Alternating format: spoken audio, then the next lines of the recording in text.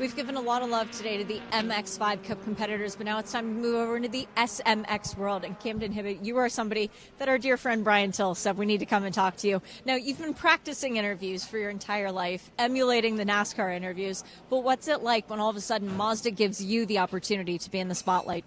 Well, I kind of take it as more of it. All the Facebook stuff that we did for a while was kind of practice for hopefully getting to bigger steps and more opportunities like this. This is an incredible opportunity for Mazda, for all 12 of us here. I know most of the people here don't have the money to get to MX-5 Cup on their own.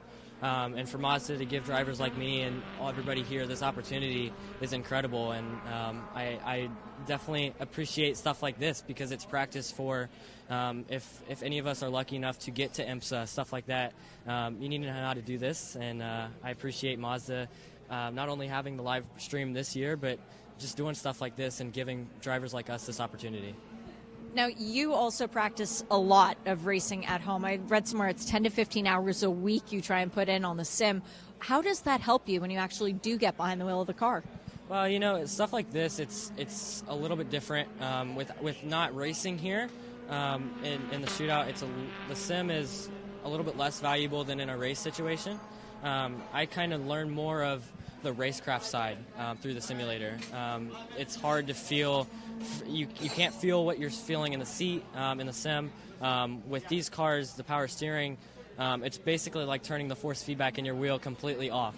So it's kind of hard to learn, for me at least, how the car is going to drive through the sim.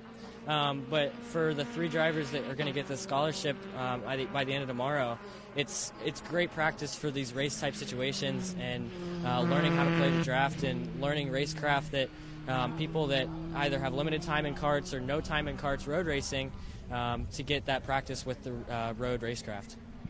From the first session to the second session for you guys today, there's not a great deal of time to go over data or anything like that. So what do you think about in between the sessions to try and improve upon? Yeah, we went over some video with coaches in between the two. The first session was more of like almost like a warm-up session, I'll call it. Get acclimated to the car, to the track.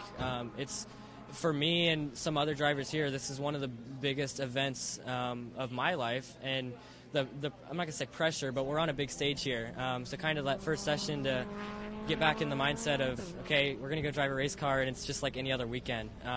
I think for me, it's more of just that first session was get acclimated to everything, get back in the rhythm, and now we go push and try and find the time. Work on my braking because that needs a little bit of work. But for me, I'm really looking forward to the next session and then all of tomorrow to really go show what everybody has, and should be a fun end of the week.